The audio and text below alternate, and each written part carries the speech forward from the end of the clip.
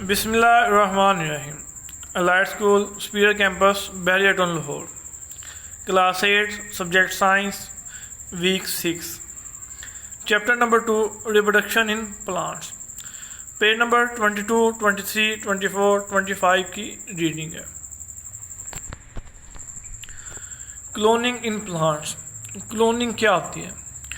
Cloning ये है कि हमारे बॉडी में से एक सेल लिया जाता है और उस सेल में वो तमाम कैपेसिटी होती है कि हमारे जैसा एक पूरा इंसान बना दिया जाए। वो जो नया इंसान बनेंगे वो मेरी बिल्कुल आइडेंटिकल कॉपी होगी, बिल्कुल उसके अंदर वही तमाम खूबियाँ, वही कलर, वही कद होगा जो मेरा होगा। ये हमारे सेल के अंदर तमाम प्रॉपर्टीज़ होती हैं कि हमारे जैसा बिल्कुल एक नया इंसान बना के खड़ा कर दिया जाए। ये क्लोनिंग है। आइडेंटिकल कॉपीज़ हैं एक जिंदा जानदार की। आप इंसान के क्लोन्स बना सकते हैं, आप जानवर के क्लोन बना सकते हैं, आप प्लांट्स तक के क्लोन बना सकते हैं, आप हर चीज़ का क्लोन बना सकते हैं। ये एक न्यू टेक्निक है, दुनिया में ये भी चल रही है और इससे बहुत ज़्यादा बेनिफिट्स हासिल किए जा रहे हैं। उनमें से कुछ का जिक्र हम यहाँ पे भी करेंगे, कुछ देखेंगे यहाँ पे क्लोनिंग को किस तरह लिया जाता है। तो शुरू करते हैं। Clones are genetically identical organisms कि जेनेटिकली यानी वो by shape, by colour, by physique वो सेम कापी होती है। पहले जैसे ऑर्गेनिज्म की वो बिल्कुल दूसरी कापी होती है, डिटो कापी होता है, उसका डुप्लीकेट होता है। बात करने का स्टाइल, सोचने का स्टाइल, चलने का स्टाइल बिल्कुल सेम होता है। Cloning can occur naturally in plants. जो प्लांट्स होते हैं उनमें नेचुरली तौर पर अकर होती है, but cloning is a high technique business. लेकिन क्लोन एक आजकल के दौर में हाई टेक्निक बिजनेस है, इससे लोग बड़े बेनिफिट्स ले रहे हैं। किस तरह? A lot of commercial plants grows use that technique to product large number of plants in a short period of time. कि लार्ज नंबर ऑफ क्लोन्स जो है ना वो बनाए जाते हैं, यानी एक पौधे की आइडेंटिकल कापीज लाखों की तादाद में कापीज तैयार की जाती हैं। फॉर एग्जांपल कि हमारे पास दो प्लांट्स हैं, एक प्लांट है उससे जो फ्रूट निकलता है उसका टेस्ट स्वीट है, दूसरा उसका ज़रा कम स्वीट है। तो हम ये करते हैं कि जिसका टेस्ट ज़्यादा अच्छा है उस तरह की हम हज़ारों कापियाँ बना लेते हैं, हज़ारों उस तरह के प्लांट्स पैदा कर लेते हैं खुद से आर्टिफिशियली तौर पे बाय क्लोनिंग के थ्रू। ये क्लोनिंग का प्रोसेस होता है। अब वो प्लांट्स जो फ्रूट पैदा करेंगे तो जो मेन वाला फ्रूट होगा जिससे हमने वो सेल लिया है उसी तरह का फ्रूट, मीठा फ्रूट पैदा करेंगे। तो ये इसका कमर्शियल यूज़ हो रहा है, मार्केटिंग में इसका ये यूज़ हो रहा है कि इससे हम बड़े ज़्यादा प्लांट्स हासिल कर सकते हैं, बड़े ज़्यादा बेनिफिट्स ले सकते हैं शॉर्ट पीरियड में, कम टाइम में। एक प्लांट एक दिन में 10 फ्रूट पैदा करता है, तो जब उस तरह के 10 प्लांट होंगे तो वो एक दिन में 100 फ्रूट्स पैदा करेंगे, ज़रूरियात को पूरा किया जाएगा। इसके बाद नेचुरल क्लोन्स। नेचुरल क्लोन्स क्या होते हैं? Many plants as well as being able to produce seeds are able to reproduce by growing new plants which can live as a separate plant. This is called asexual reproduction. यानी कि plant से कोई बीज गिरता है तो वह बीज खुद ब खुद एक नया प्लांट बन जाता है। ये एसेक्सुअल रिप्रोडक्शन होता है और ये भी क्लोनिंग ही होती है, क्योंकि ये प्लांट का ही पार्ट होता है जिससे न्यू प्लांट बन जाता है। इसमें कोई क्रॉस नहीं होता, इसमें किसी दूसरे प्लांट का आके कोई फैक्टर इन्वॉल्व नहीं होता। ठीक है, एग्जांपल के तौर पे आप एक मैंगो की जो गुठली होती है उसको दबा दें, उससे पूरे का पूरा वो निकल आता है, दरख्त निकल आता है। तो ये एसेक्सुअल रिप्रोडक्शन की टाइप और ये क्लोनिंग भी है, दोनों चीज़ें हैं इसमें। अच्छा जी, asexual because no gametes are involve. ठीक है, इसमें कोई गैमेट इन्वॉल्व नहीं होती, यानी इसमें क्रॉस पोलिनेशन नहीं होती। एक ही प्लांट के सीड से जो गिरते हैं बाय नेचुरल गिर जाते हैं, हवा के ज़रिए गिर जाते हैं, किसी इंसेक्ट के ज़रिए कहीं पे जाके गिर जाएंगे, उसमें किसी दूसरे फ्लावर से या दूसरे प्लांट से आके क्रॉस नहीं करेंगे, उसमें कोई सेक्सुअल का या गैमेट्स का कोई इंट्रोडक्शन नहीं होगा, कोई उसमें इन्वॉल्विंग नहीं होगी, तो वो एसेक्सुअल रिप्रोडक्शन का तो ये क्लोनिंग की एक type. The new plant are exact genetic copy of the parents plant. कि जो पहला वाला जो नया प्लांट होगा वो बिल्कुल डिटो कॉपी होगा अपने पेरेंट प्लांट्स की, बिल्कुल उसी तरह का होगा। नेक्स्ट यहाँ पे कुछ एग्जांपल्स हैं कि कुछ सीड्स होते हैं वो किस तरह वर्किंग करते हैं। यहाँ पे लिखा है रनर्स। रनर्स क्या होते हैं? स्ट्रॉबेरीज, लेफ्ट साइड पे ऊपर लिखा हुआ है कि strawberry send out special stems called runners that spread over the ground. जो स्ट्रॉबेरी होते हैं उसमें स्पेशल क्योंकि स्टर्न्स होते हैं जो ग्राउंड के ऊपर फैले होते हैं। New strawberries plant grow at the tip of these stems. तो जो नया प्लांट होता है स्ट्रॉबेरी का, वो जो रूट है उसकी टिप पे बनता है, ठीक है। उसकी टिप के ऊपर से ये न्यू प्लांट बनता है और ये सीड्स यहाँ पे गिर जाते हैं, फैल जाते हैं ज़मीन के ऊपर, स्प्रेड आउट हो जाते हैं, तो इनको रनर्स कहते हैं, ठीक है। नेक्स्ट है कि सम stem of the potato plants grow underground and some swollen with the natural feed. Then swelling in potato are tubers. If the tuber in planter, new plants grow from buds the eye. कुछ अब example है कि potato की है, तो अगर आप potato को स्पेशल इन्वायरमेंट यानी कि स्पेशल किस्म का टेम्परेचर, स्पेशल किस्म का पानी या नमकियात प्रोवाइड करें तो उसके ऊपर बर्ड्स बन जाती हैं, आँख बन जाती हैं और वो आँख सामने ग्रो करना शुरू कर जाती है। तो अगर उसको आप ज़मीन पे दबाएं तो उससे पूरा पोटाटो का एक प्लांट निकल आता है, ठीक है। तो वो जो स्वेल किया होता है पोटाटो उसको ट्यूबर कहते हैं, जो स्वेल किया हुआ प्लांट उसको ट्यूबर कहते हैं। नेक्स्ट है bulb. Bulbs such as onion are large underground buds with swollen leaves. A bulb of lawn leach your new bulb grow inside the old one. कि आप एक ओनियन को ज़मीन पे दबा दें, इसकी जो टिप होती है, हेड होता है इसका, वहाँ से एक नई स्टेम निकल आती है, तो जो बड होती है, और जब ये स्वेल हो जाता है इसको बल्ब कहते हैं, ठीक है। 12 हाँ जी, ये इसी तरह है कि जब आप प्याज को ज़मीन पे दबा देते हैं तो इसकी जो टिप होती है, टॉप वाली साइड होती है, उससे एक नई शाख या नई प्लांट ग्रो कर देता है, वो जगह को बल्ब कहते हैं, उस जगह को बल्ब कहते हैं। नेक्स्ट है humans have grown plants asexually for 100 of years by cutting PCs of plants they like and growing them into new plants. इसमें ये होता है कि एक पार्ट ऑफ किसी एक ट्री से लेते हैं और दूसरा पार्ट ऑफ किसी दूसरे ट्री से लेते हैं और दोनों को आप आपस में मिक्स कर देते हैं और उससे एक नया प्लांट बनता है जिनको एसेक्सुअल रिप्रोडक्शन कहते हैं। वो एसेक्सुअली होते हैं और ये जो प्रोसीजर होता है, this procedure is known as propagation, ठीक है। The new plant are called cuttings, जिससे जो नया प्लांट इससे निकलता है वो कटिंग्स होता है। एग्जाम्पल के तौर पे कि आप अमरूद है, उसकी एक शाख को काटें, उसको मैंगो के दरख्त के साथ यानी आम के दरख्त के साथ जाके अटैच कर दें, उसको उसके साथ बांध दें, तो जो न्यू आम पैदा होंगे उनमें अमरूद का भी टेस्ट होगा। एग्जांपल दे रहा हूँ कि कटिंग होती है।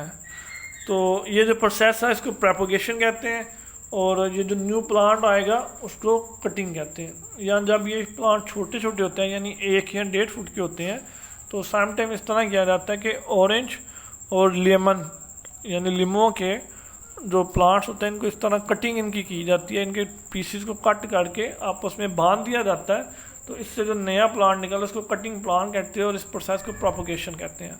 और उसका फ़ायदा ये होता है कि आपके पास जो न्यू प्लांट आता है वो उसका टेस्ट अच्छा होता है या उसमें कुछ क्वालिटी ऐसी होती है जो आपको पसंद आई होती है जिसकी वजह से आपने ये प्रोसीजर किया होता है। अच्छा जी,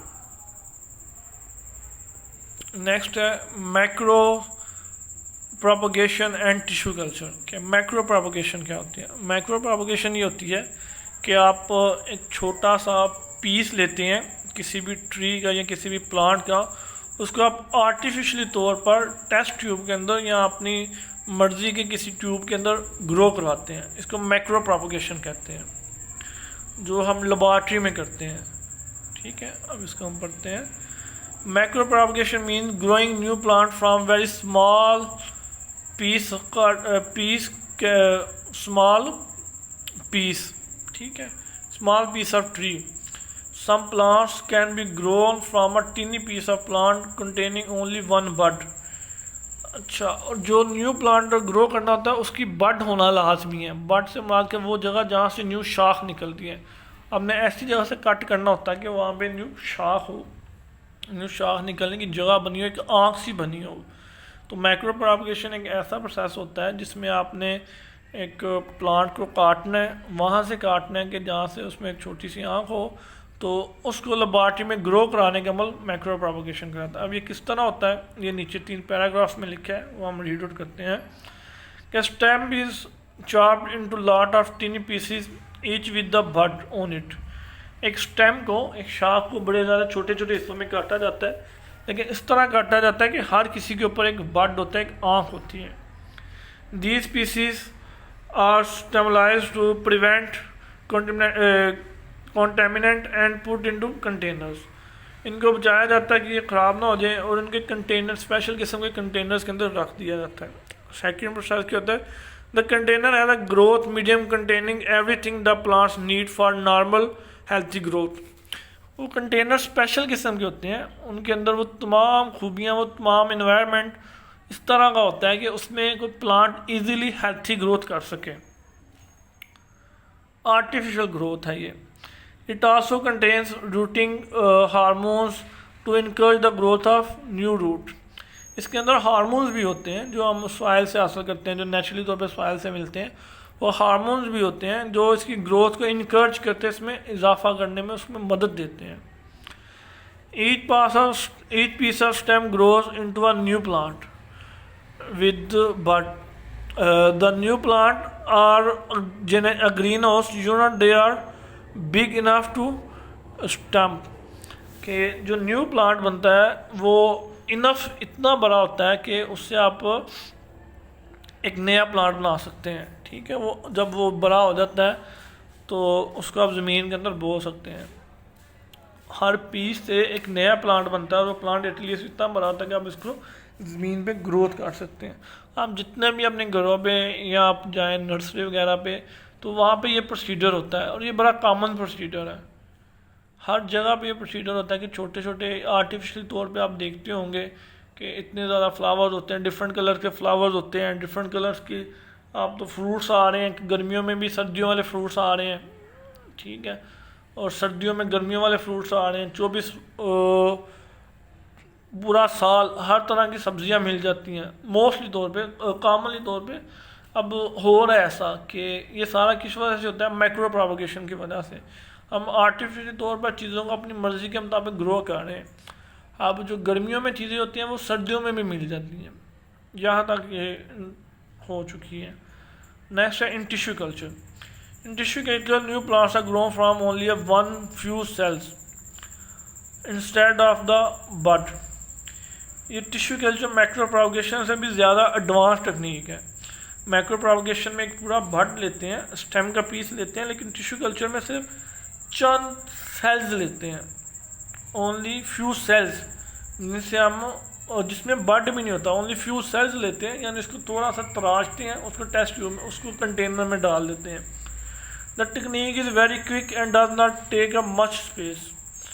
Plant grow can use it all year round in a greenhouse to produce healthy disease-free plants।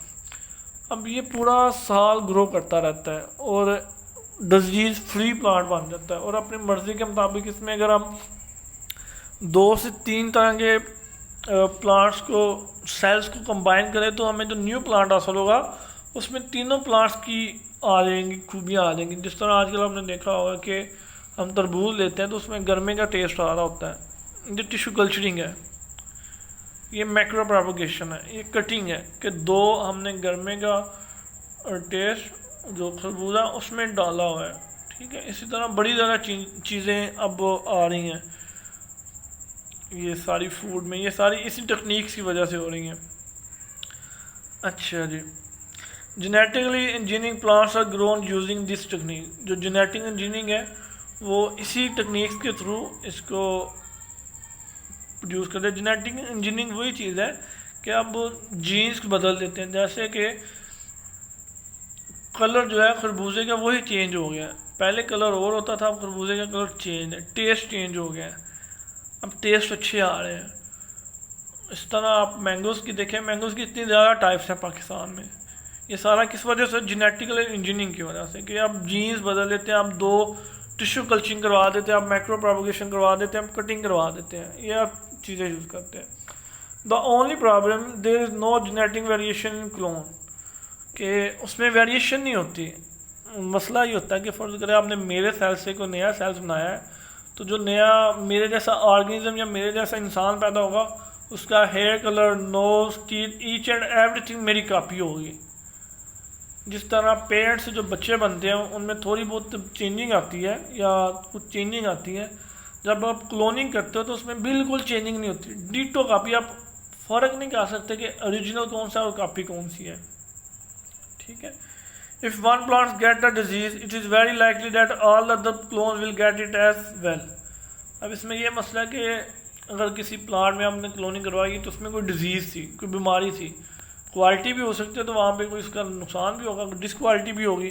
तो अगर वो डिसक्वालिटी है तो जो नेक्स्ट आपने जितने प्लांट्स बनाए हैं उन सारों में वो डिसक्वालिटी होगी, उन सारों में वो बैड चीज़ मौजूद होगी। और किसी एक प्लांट में डिजीज़ थी तो बाकी जितने प्लांट्स हैं सारों में वो डिजीज़ होगी। That is why in nature plants reproduce sexually as well as asexually।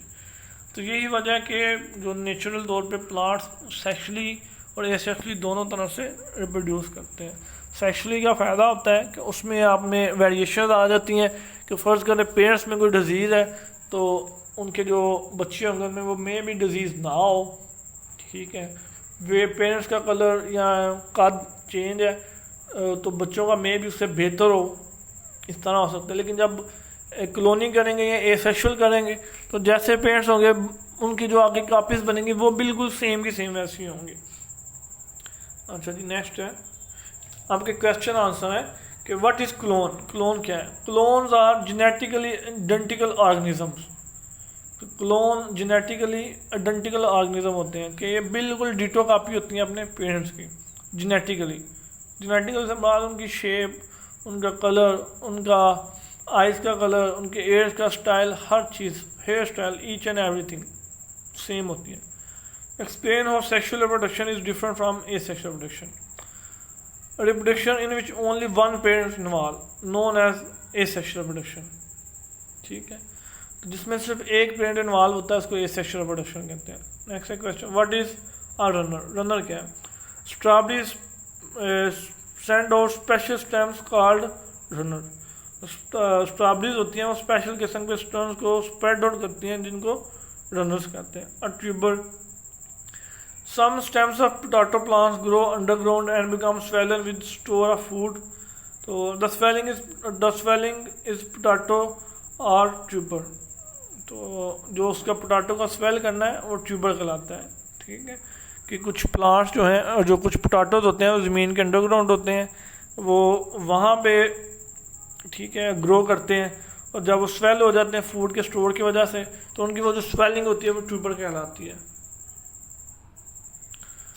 Next है a bulb. In onion large undergrowth birds with swollen leaves full of food known as bulb.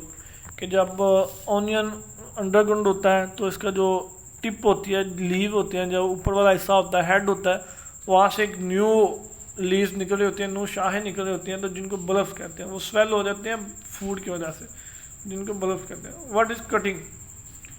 After propagation new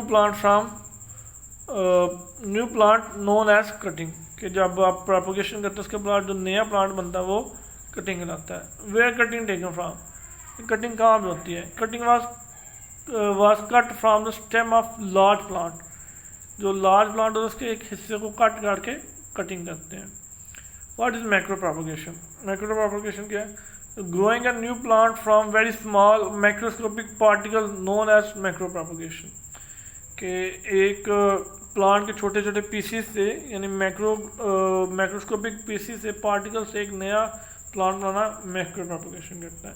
तो ये question answer आपने learn करने हैं और notebook पे note भी करने हैं, ये आपका होमवर्क है। तो आपका 6 वीक की डायरी यहीं तक है।